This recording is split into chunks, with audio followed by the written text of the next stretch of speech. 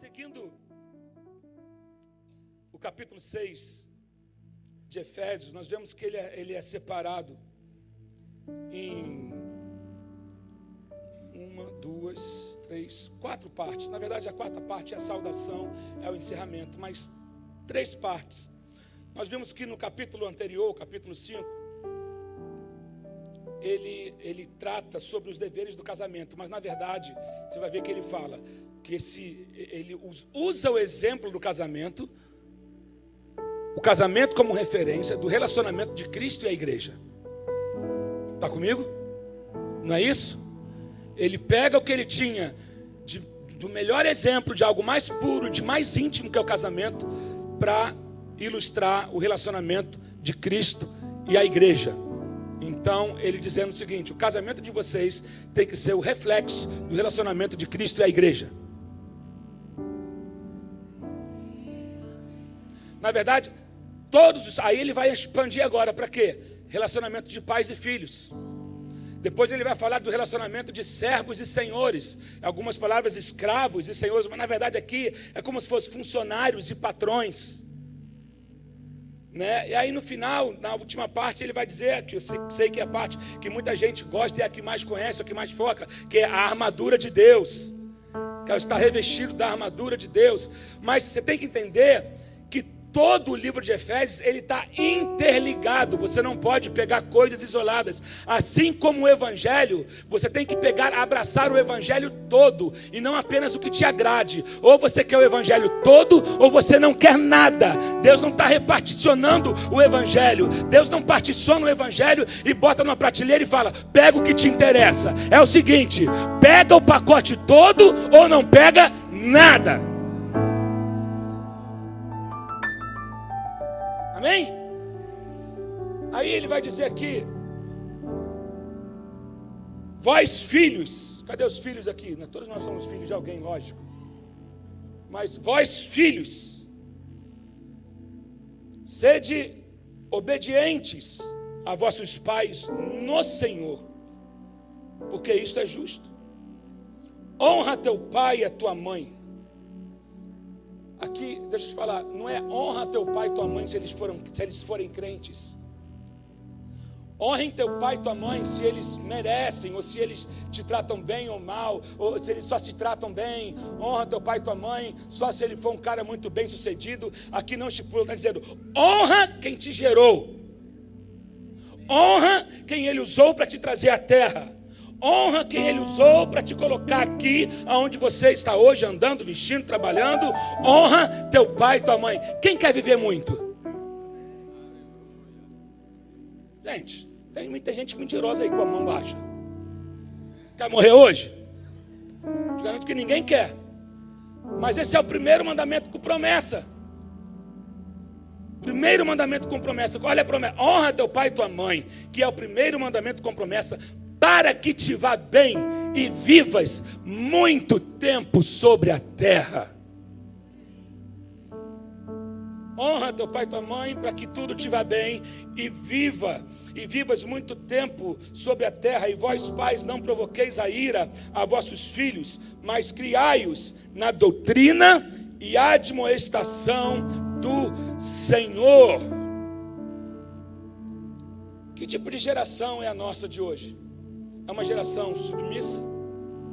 Na verdade, analisando friamente, não. A gente vive uma época onde ninguém gosta de ter limites. É a geração sem limites. Uma geração que tudo que tem regra, ela reprova.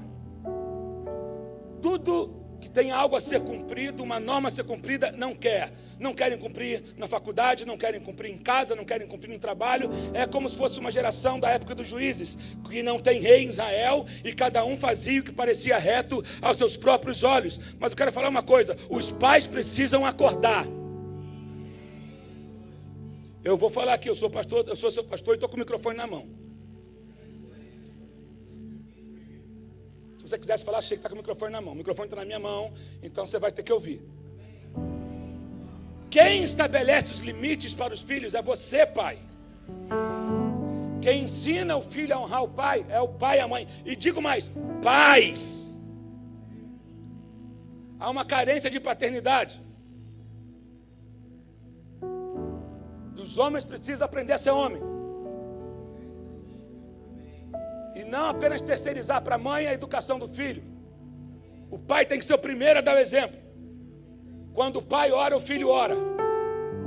Quando o pai vem para a igreja, o filho vem. Quando o pai dá direção, o filho obedece.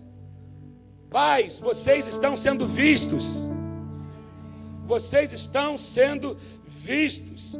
Nós não podemos ser pais omissos, como foi aquela geração de Josué, que surgiu uma geração que não conhecia o Senhor. Por quê? Porque a geração anterior não passou para a geração seguinte o que era o temer ao Senhor, o que era, às vezes a gente está tão perdido, tão envolvido nos nossos business, nos nossos negócios, que nós esquecemos de passar princípios para os nossos filhos. Damos boas mesadas para os nossos filhos, mas não damos bons exemplos para os nossos filhos. Damos boas mesadas, bons brinquedos caros, brinquedos tecnológicos. Larga um telefone na mão, esse menino fica quieto.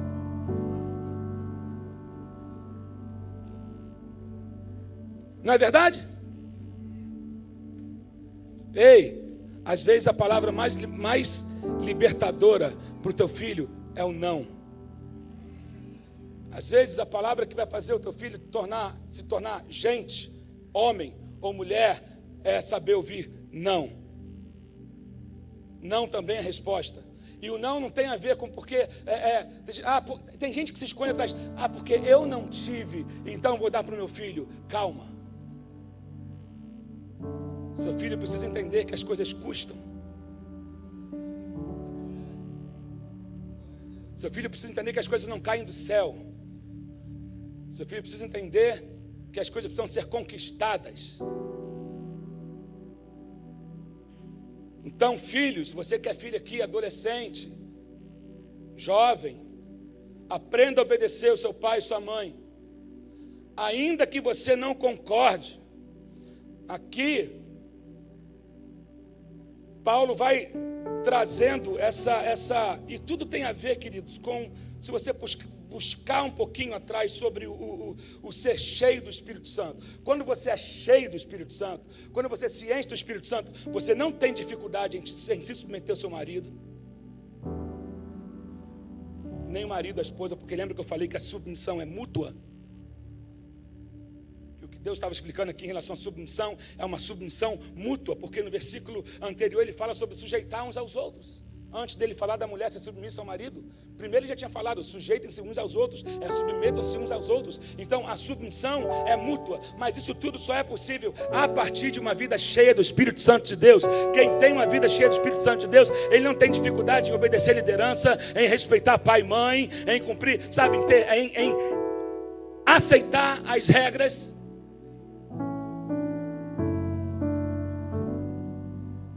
Amém? Está dando para entender? E às vezes Deus nos coloca. Na verdade, nosso relacionamento com Deus é a única relação em que a outra parte, que a gente sabe que a outra parte está certa o tempo todo.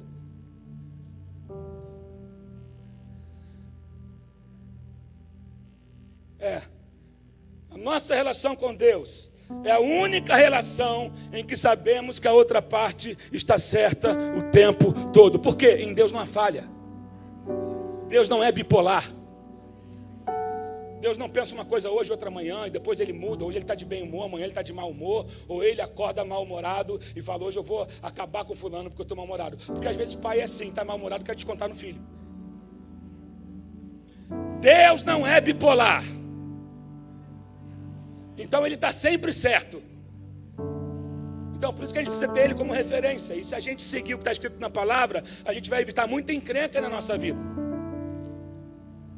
Se a gente se voltar para a palavra. Mas Deus às vezes ele nos coloca em relações humanas, onde há momentos em que as autoridades que estão sobre nós nem sempre estão corretas.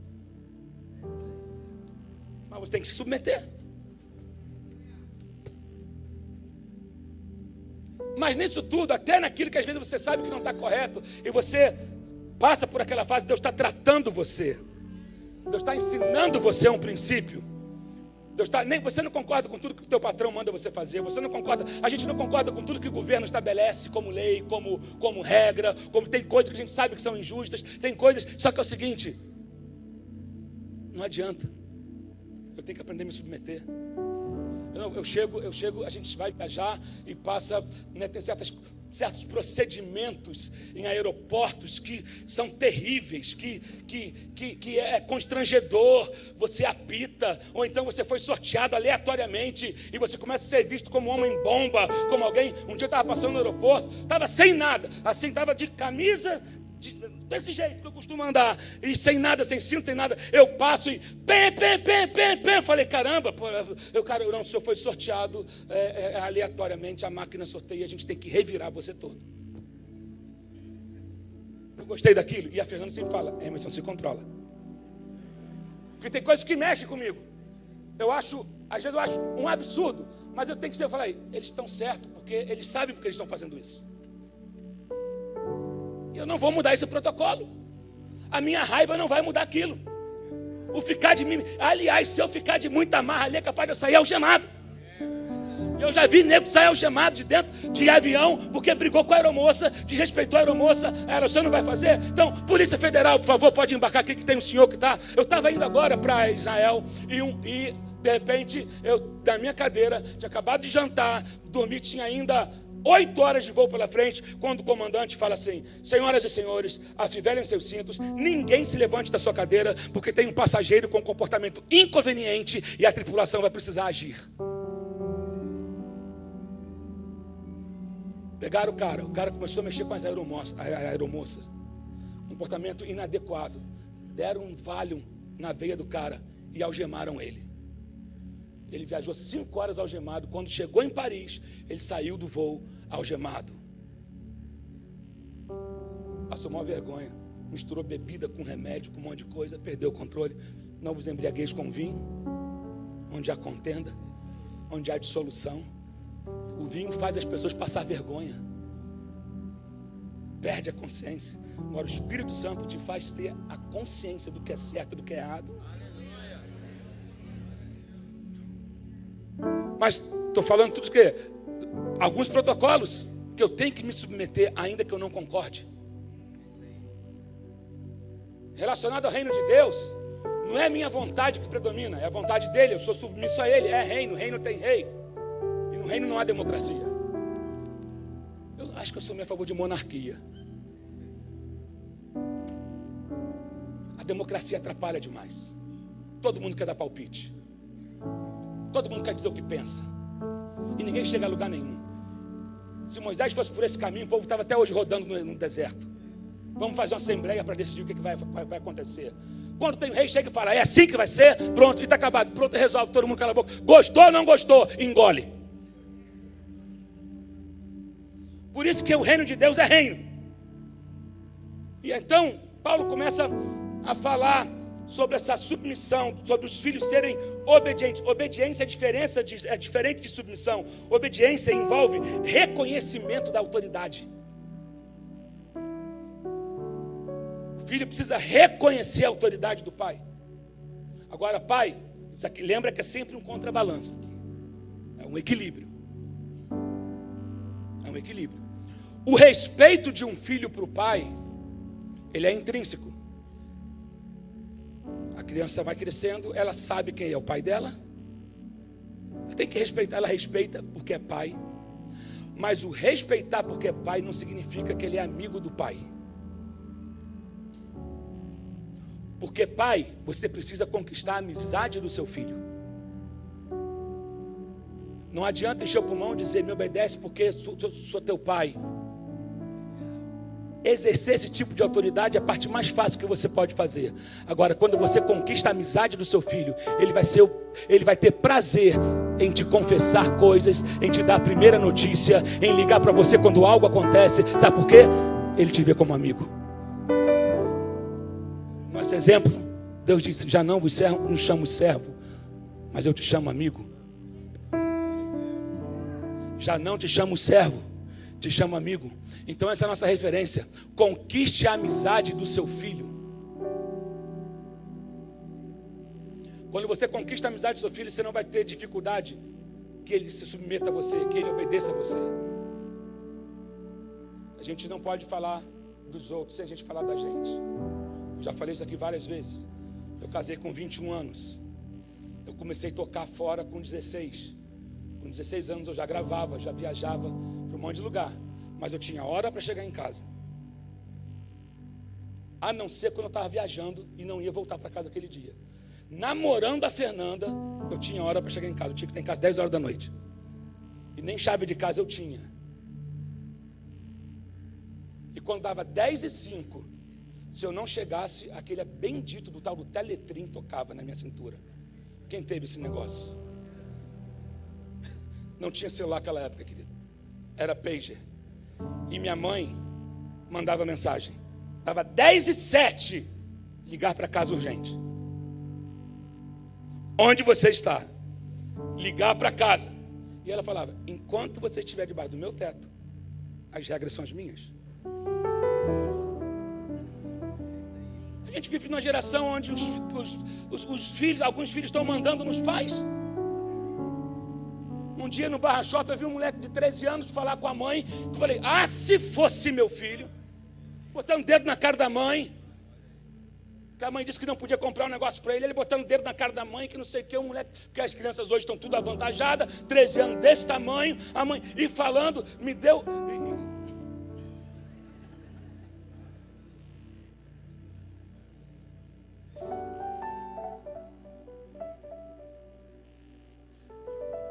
Nem sempre, às vezes você, filho, você que está aqui, você não entende certas coisas que o teu pai ou tua mãe te fala hoje.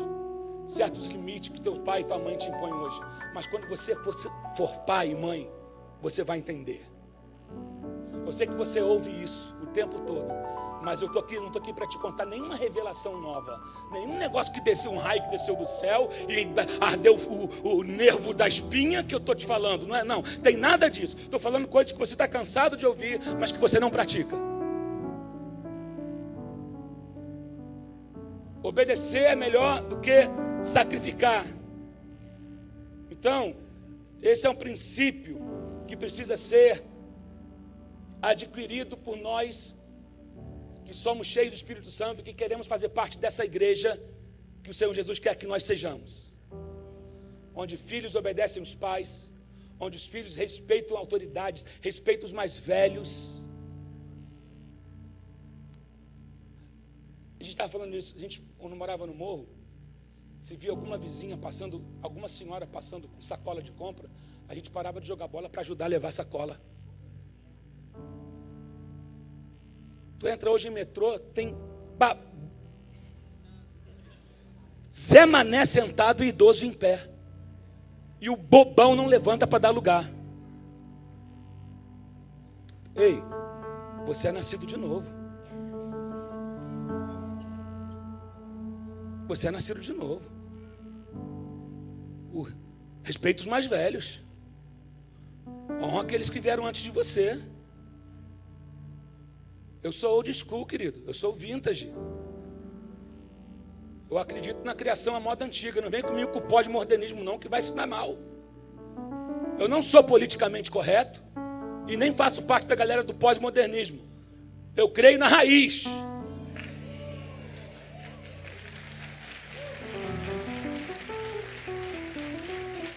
Primeiro que Jesus não era politicamente correto. Jesus falava na lata, em amor, mas ele falava. Jesus tinha princípios, ele falava e ele demonstrava através do seu exemplo. Assim ele falava com seus discípulos, né? E então ele vai dizendo aqui no verso 2, honra teu pai e tua mãe para que te vá bem e vivas muito tempo sobre a terra. Você já conseguiu comparar a vida daquelas pessoas que respeitam autoridades e a vida daquelas pessoas que não respeitam autoridades? Você tem exemplos perto de você? Você consegue comparar com a pessoa que respeita a autoridade e tem a vida organizada? A pessoa que respeita a autoridade, o semblante dela é diferente. A pessoa que respeita, que honra pai e mãe, o semblante dela é diferente. Há um temor já nele. E aquele que não respeita pai e mãe, não respeita os mais velhos, o olho dele já revela que ele é um rebelde, que é sem limites. Deixa eu falar uma coisa. A honra libera o poder de Deus, mas a desonra bloqueia. Eu vou repetir isso. A honra libera o poder de Deus, mas a desonra bloqueia. Então, todo comportamento ele tem consequências. Por isso que você precisa ser ensinado já como se comportar na mais tenra idade. Por isso que a criança precisa ser ensinada, a criança precisa ser corrigida, a criança precisa ser ensinada, porque se você aprende qualquer princípio, se você pode aprender um princípio em qualquer nível, isso é, em qualquer idade, você pode aprender em todos os níveis. Quando você começa a aprender desde cedo, você não tem dificuldade de aprender quando você é mais velho.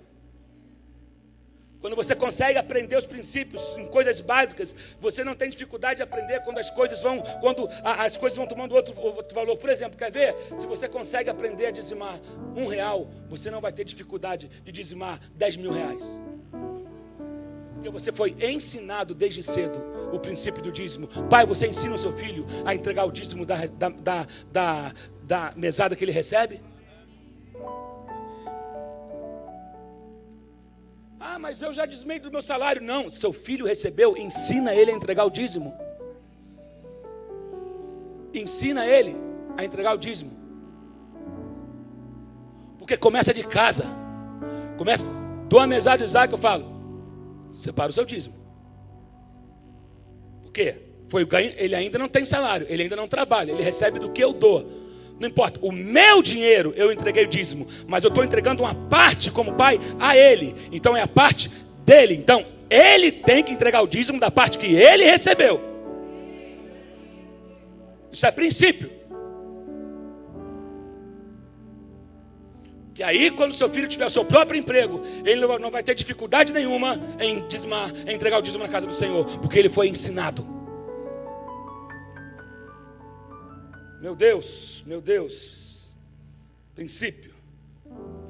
Aí o verso 4, vós pais não provoqueis, aí essa hora é a hora que os filhos gostam. Vós pais não provoqueis a ira aos vossos filhos, mas criai-os na doutrina e admoestação. Queridos, o plano de Deus, ele é sempre envolve equilíbrio. Deus não é extremista. Todo extremo é perigoso. Submissão deve ocorrer no ambiente de submissão mútua. Lembra disso. Amém, queridos? Então, quando uma criança aprende a respeitar os pais, elas não terão dificuldade de respeitar os mais velhos, como já foi dito, porque aprenderam desde cedo. E o comando é dado pelo pai. Uma sociedade onde gosta de terceirizar as coisas tudo para a mãe. O comando é dado pelo pai. As crianças aprendem os valores da figura de autoridade em casa. Outra coisa, sou a favor da correção. A Bíblia fala que nós devemos corrigir o nosso filho com a vara. Não vem querer discutir, discute com a Bíblia, fala com Deus, reclama com Deus. Não sou a favor, eu conheço história de gente que apanhava de tamanco, que apanhava de fio, que apanhava de um monte de coisa, depois botava na banheira ainda com vinagre e sal. Isso é tortura. Isso é tortura. Para isso aí é polícia.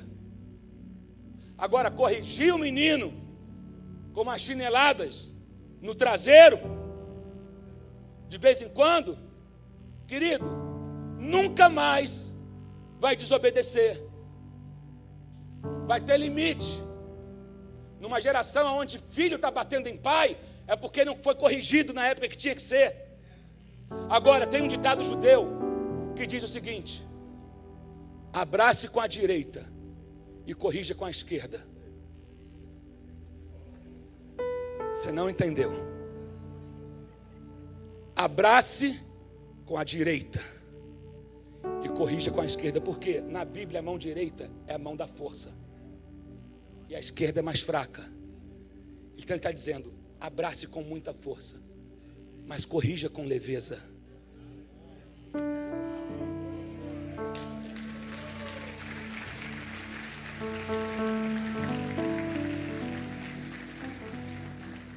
Não é espancar, mas é colocar ordem. E aí 8 conselhos aos pais.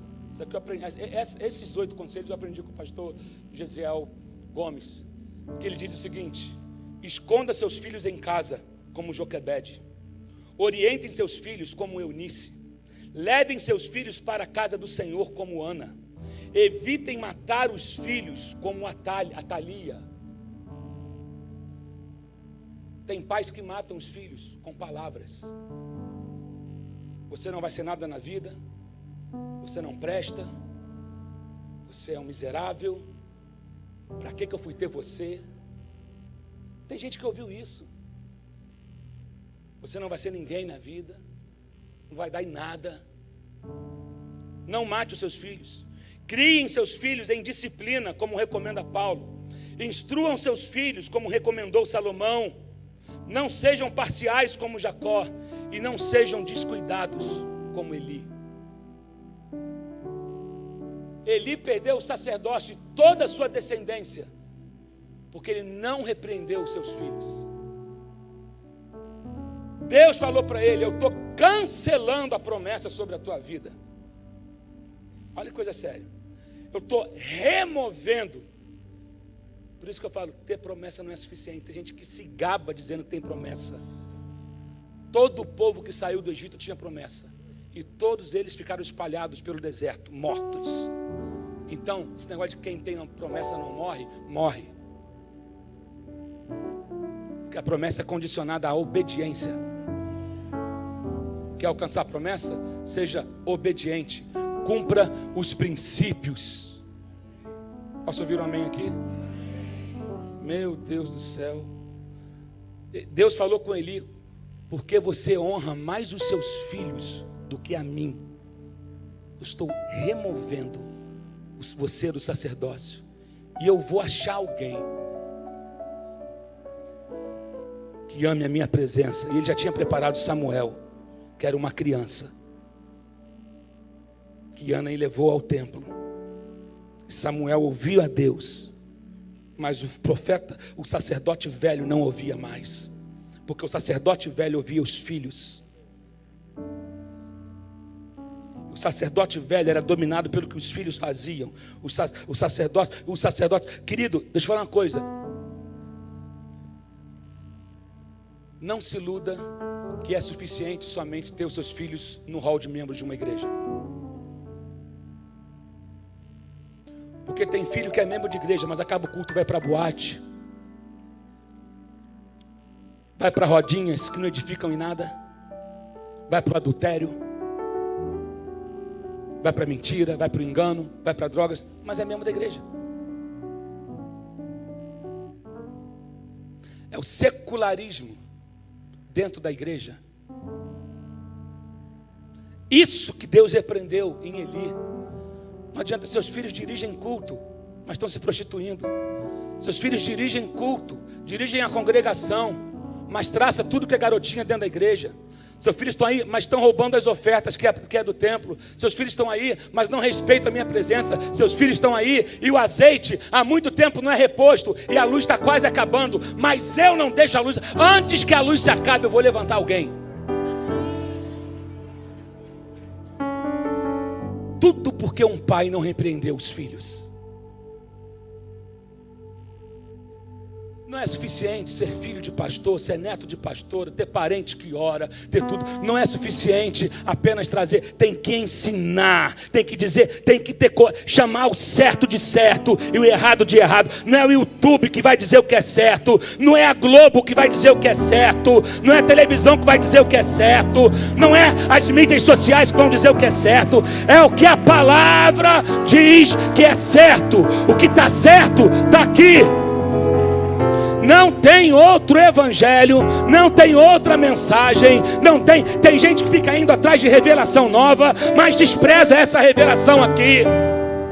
Quem fica indo atrás de profetada é crente fake, é crente fraco, é crente que não conhece Deus, que não tem relacionamento com Deus. Você precisa ensinar o seu filho a ler a palavra, a buscar a Deus, a orar. Que geração é essa? Será que os nossos filhos serão parte da geração Icabode? A geração que perde a glória, porque está envolvida no secularismo. E a gente quer relativizar tudo. O mundo invadindo a igreja.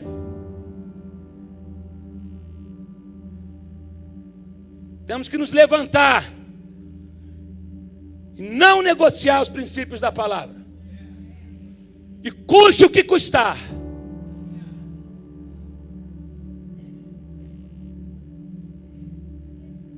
É preferível que o seu filho chore uma noite, uma semana, porque não pôde ir numa festa que não era conveniente. Mas depois ele vai dizer: graças a Deus, mãe, que você não deixou eu ir. Obrigado, pai, porque você não deixou eu ir.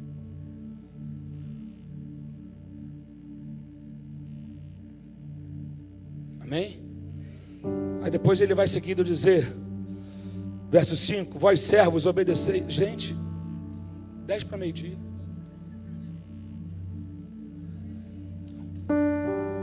Dá rolo.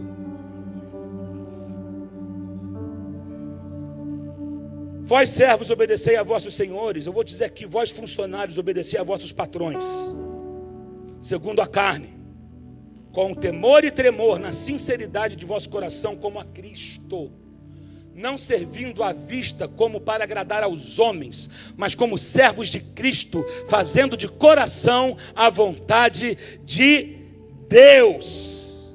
Sua ética no seu trabalho secular revela o seu relacionamento com Deus. Como você age quando ninguém está te olhando?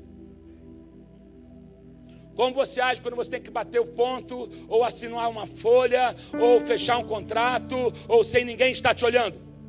Como você se comporta no seu campo de trabalho, no seu lugar? Não estou dizendo no templo, não. Estou dizendo no seu escritório, no seu office, no seu local de trabalho, na escola que você dá aula, nos negócios que você fecha, no carro que você vende. Como você se comporta? Como é que tem sido o seu comportamento? Reflete a Cristo?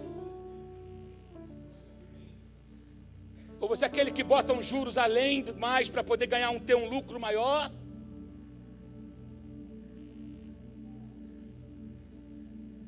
Você é aquele que faz um jogo de negócio para parecer, para enganar o cliente, para ele achar que ele está comprando algo bom e barato, quando na verdade está superfaturado. Isso é pecado, isso não é negócio. Eu vou repetir: isso é pecado, isso não é negócio. Os teus negócios precisam, a maneira como você conduz o seu trabalho tem que refletir a sua vida com Cristo, servindo à vista. Você só faz o que é certo quando alguém está olhando? Meu Deus.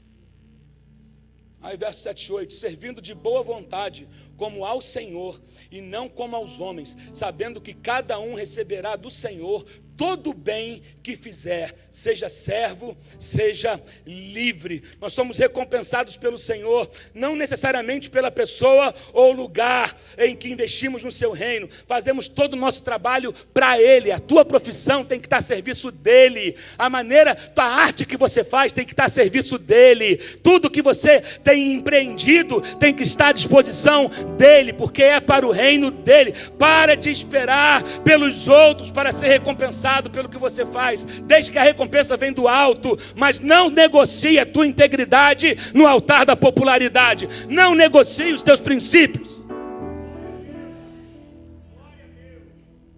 Tem gente que para crescer no emprego, para crescer na carreira, ele está disposto a tudo. Lembre-se que você reflete Cristo. Deus, Ele simplificou a estrutura da igreja no Novo Testamento. E Ele nos deu um título apenas, que chama servo. Em algumas versões vai dizer escravo. Não tem problema com essa palavra escravo, não. O termo significa uma pessoa extremamente dedicada. E a Bíblia vai dizer em Êxodo, no capítulo 21, que um servo, quando ele recebia o direito de liberdade, se ele amasse o seu senhor, Êxodo 21, 5 e 6. O servo ou o escravo, ele podia chegar, ele ia até o juiz e falava assim: eu recebi a minha carta de liberdade, mas eu amo tanto esse meu senhor, eu amo tanto ele, que eu quero continuar servindo a ele. Então está aqui a minha orelha, fura a minha orelha na frente de todo mundo, porque quando eles olharem, quando eu passar, eles vão saber que eu não estou aqui por obrigação, eu estou aqui porque eu amo. Eu quero perguntar, tem crente de orelha furada aqui hoje? Já tinha? Furava a orelha do escravo, e aquilo representava que ele ficou por opção. Eu fiquei porque eu amo. Eu fiquei porque eu amo o meu Senhor e eu não quero sair de... Esse furo representa um compromisso vitalício meu com o meu mestre. Oh, meu Deus. Então, queridos, olha só, nós somos servos. Nós temos que aprender a fazer tudo o que nós fazemos primeiro por amor a Ele. Você não é filho de Deus ou crente ou cristão só aqui dentro da igreja. Aqui você sabe disso, é a parte mais tranquila, mais fácil, mas você tem que refletir a glória dele lá fora, no mercado secular, no mercado, no lugar de trabalho, onde Deus te colocou. É lá que eles têm que ver a tua orelha furada. É lá que eles têm que ver o reflexo da tua vida, de quem você é em Deus, sabe? Para de ficar dando desculpa. Para de ficar querendo ou almejando os melhores lugares, as melhores posições. Ah, essa função que me deram está abaixo de mim, ou não me dá visibilidade. Oh, querido, desculpe se você acha que você é muito bom para o trabalho, mas todas as tarefas são importantes para Deus. Quem ama a Deus, serve a Ele, desde o banheiro ao púlpito, a portaria, lá fora. Ele não fica fazendo questão de posição, sabe? Verso 9, eu vou correr aqui. E vós, senhores, fazei o mesmo para com eles, deixando as ameaças, sabendo também que o vosso Senhor está no céu, e que para com ele não há acepção de pessoas. Deus não faz acepção de pessoas. Patrão, como você tem tratado os seus funcionários? Gente, eu já vi crente tratando funcionário de uma maneira que me dá vergonha. Eu já vi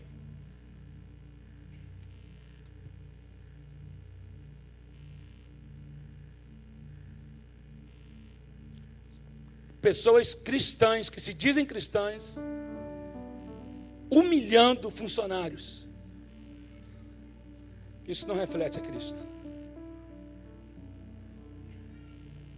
Trate-os com amor.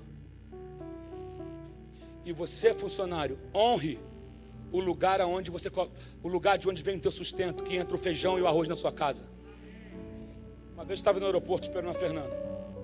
Aí veio uma irmã do coque, do reteté, falar comigo. Pastor Emerson. Falei, oi, meu pai, senhor. Ah, tudo bem, vem esperar. Estou aqui esperando a pastora Fernanda. Ah, que legal.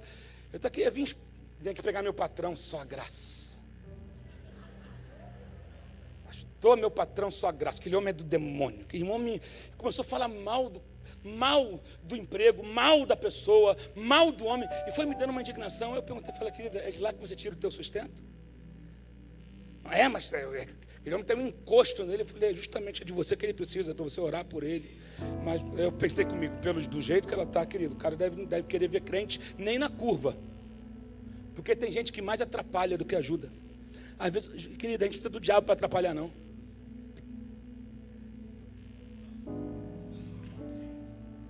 Tem crente dando um mau testemunho, tanto como funcionário como patrão. Já foi tempo onde fazer negócio com crente era coisa legal. Hoje em dia vai fazer negócio com crente. E eu porque pegou aí, né? Já viveu por isso. Uma vez eu fui com uma outra igreja que eu era membro, fui comprar a revista de escola bíblica dominical. Aí o pastor que foi comigo, compramos, era quase 300 revistas que a gente ia comprar. Aí o pastor da igreja foi querer pagar com cheque. Pegou o cheque, passou, aí o atendente, uma casa cristã, né? Uma publicadora. Pastor, eu preciso fazer uma consulta, preciso passar uma ficha, passar um cadastro. Ele, que absurdo, mas eu sou um pastor. O cara não falou nada, ele só pegou uma caixinha embaixo do balcão, um bolo de cheque sem fundo. Ele falou, pastor, todos esses são pastores. Me perdoa, eu tenho que fazer isso. Deu tudo certo, mas é triste. É para a gente sentar e chorar. Sabe, Deus não faz exceção de pessoas, mas Ele respeita princípios. Ele respeita princípios. E Paulo passa muito tempo falando de submissão. Quando você está numa posição de liderança, não tire vantagem dos outros. Primeiro, ninguém deveria liderar sem nunca antes ter sido liderado. Porque só aprende a ser líder quem primeiro é servo. Aliás, você vê que Josué só pôde assumir a liderança porque ele serviu a Moisés. E Moisés era um líder falho. Você não tem que... Tem gente que adora arrumar desculpa na liderança. Querido, submeta. Sirva.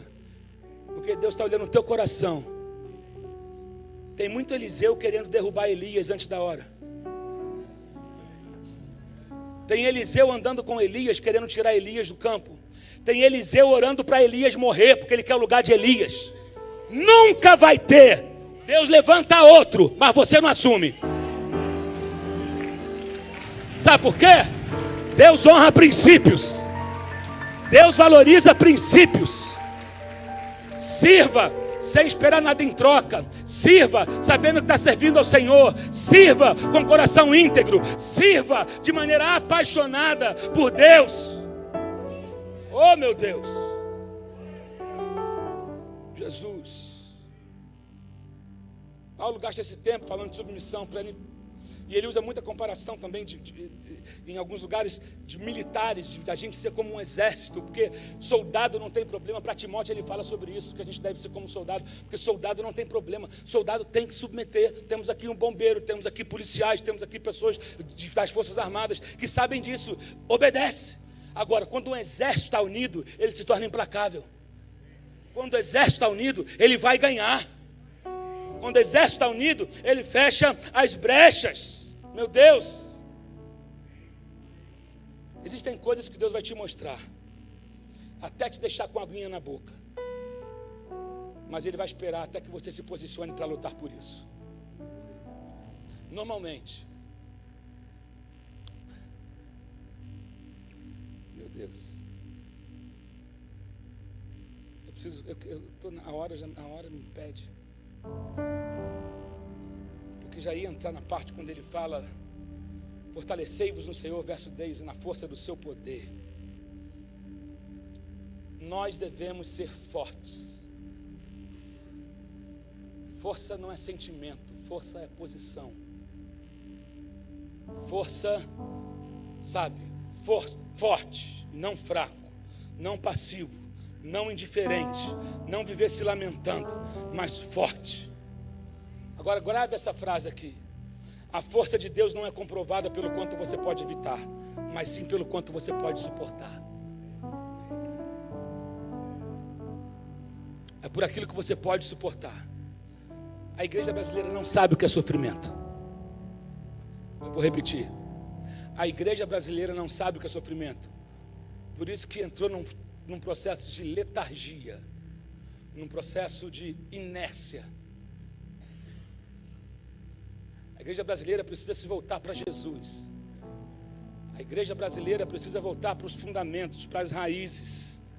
Sabe, a igreja brasileira precisa se despertar. A igreja brasileira precisa se voltar para Deus e tomar posse de quem ela é em Deus, entende? E tomar posse e se vestir dessa armadura. Queridos, eu vou esticar um pouquinho aqui, me dá mais 15 minutos.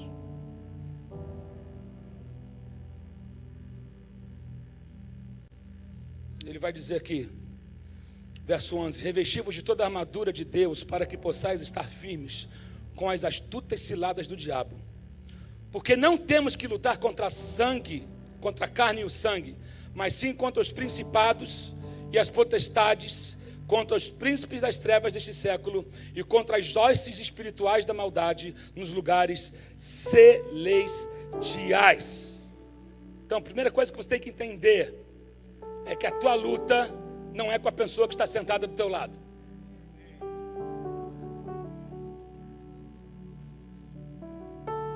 A nossa luta não é contra a carne ou sangue, mas a nossa luta, ela acontece no mundo espiritual. Só que aonde que ela reflete? No mundo natural. Por isso que tem muita gente que acorda cansado, tira férias, continua cansado. Ele vive no esgotamento o tempo todo, reflexo de uma luta que está sendo travada no mundo espiritual, que quer paralisar você. Então vai refletir na tua carne. Então você tem que se posicionar em Deus, no mundo do espírito, para que você suporte. Ele fala: veste a armadura e fica firme. Ninguém veste a armadura para correr. Ninguém consegue correr com a armadura, porque a armadura é pesada. Você veste a armadura e fica firme. Deixa eu te falar uma coisa: a armadura é de Deus, mas ficar firme depende de você. Eu vou repetir: a armadura é dele, mas quem fica firme é você. Ele te dá a arma, mas quem usa é você. Deus não vai usar a arma que ele preparou para você usar. Meu Deus, sua promessa está sempre trancada atrás de um problema. Eu vou repetir. Agora caiu a ficha. Sua promessa está sempre trancada atrás de um problema. Tem uma luta, tem uma resistência. É porque atrás tem um milagre. É porque atrás tem um problema, é porque atrás tem uma vitória, é porque atrás tem uma cura, é porque atrás tem uma restauração na família. Por isso que tu está sendo afligido de todos os lados, por isso que você está sentindo esse cansaço, porque há uma guerra no espírito que quer impedir que você seja quem você foi chamado para ser. Mas aí ele fala: se veste da armadura e fica firme. E eu vou parar aqui, fica em pé no seu lugar, eu tenho que parar.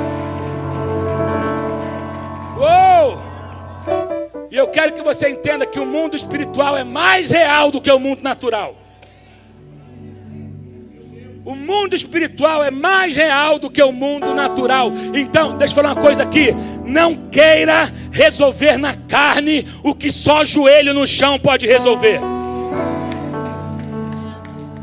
Não queira tirar satisfação com alguém, com teu irmão. Sabe por que a igreja está enfraquecendo? Porque está brigando, oh meu Deus do céu, contra ela mesma. Só que a nossa luta não é contra carne ou sangue, mas contra principados e potestades que operam nas regiões celestiais.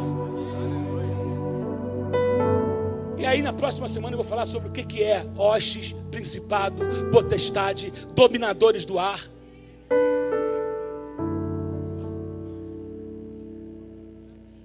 Hostes tem a ver com um bairro. Não vou entrar nesse assunto, porque dá caldo. Domingo que vem vai continuar normal. Depois da conferência a lenha vai descer aqui. Você não pode ficar de fora, que a gente vai encerrar. Vamos fazer um ato profético aqui. Tu vai pegar a tua armadura, tu vai se revestir da armadura de Deus. Então, porque há uma promessa sobre a tua vida, mas primeiro tem um problema entre você e a promessa. Mas quando você se posiciona no Espírito, toda resistência vai cair. Porque quando a igreja se posiciona no Espírito, ela começa a dominar sobre as hostes. Aí ela insiste, ela domina sobre o principado. Aí ela insiste, ela fica firme, ela domina sobre a potestade. Ela fica firme e aí ela domina sobre os dominadores do ar. E ela fica firme e ela vai... A igreja foi chamada para dominar.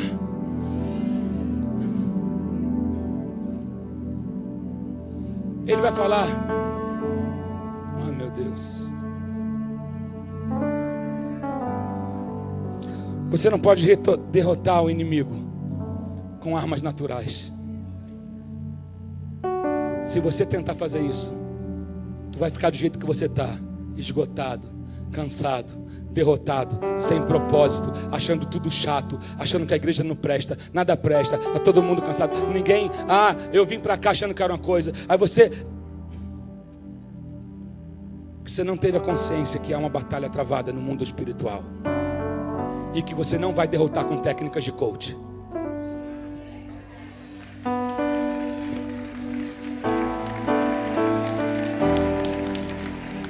Aliás, a igreja tem se tornado mundana em todos os aspectos, inclusive na maneira de liderar e de resolver problemas. Queremos pegar técnicas de solução de problemas de empresa e querer resolver o problema da igreja. O problema da igreja se resolve com joelho, oração e jejum. O problema da igreja se resolve clamando para que o céu intervenha, porque isso aqui não é uma empresa, isso aqui não tem funcionários que, se não serve, joga fora e pega outro. Não, nós temos que expulsar o secularismo de dentro da igreja. A igreja é do Senhor, a igreja atua no reino do Espírito. As suas técnicas de estratégia você aplica na sua empresa, mas aqui a gente aplica jejum em oração, direção de Deus, unção, joelho dobrado. Se alguém crê nisso, me ajuda nessa noite, nessa manhã, pelo amor de Deus. Chega! Tem gente querendo usar técnicas seculares para resolver os problemas da igreja, os problemas espirituais, e só está causando mais confusão na cabeça das pessoas, mais gente deprimida, mais gente angustiada, porque essas técnicas não podem libertar sua mente, não podem libertar você, não pode fazer o inferno fugir. Rabacharacataralabás. Sujeitai-vos a Deus, resisti ao diabo e ele fugirá de vós. Não são 7 passos para melhorar a sua vida, não é técnica para você. Seja o melhor de você mesmo. Seja o que Deus quer que você seja. Você sabe que a Bíblia é satânica, tem a Bíblia satânica. A Bíblia satânica coloca o homem no centro. A Bíblia satânica diz: você tem que ser o melhor de você. Não se preocupe com o outro, faça o seu melhor. Seja você o melhor. Se ame, você no centro, você no centro. Mas a nossa Bíblia diz: Jesus é o centro. It's not about me. Não é nada sobre mim, é tudo sobre Ele. Quando a igreja entender isso, ela vai ver, aí ela vai experimentar o que é vitória, aí ela vai experimentar o que é milagre, aí ela vai experimentar o que é o sobrenatural, porque é do jeito dele, é para a glória dele, é o nome dele, é com as armas dele. Se alguém crê nisso, comece a levantar suas mãos agora.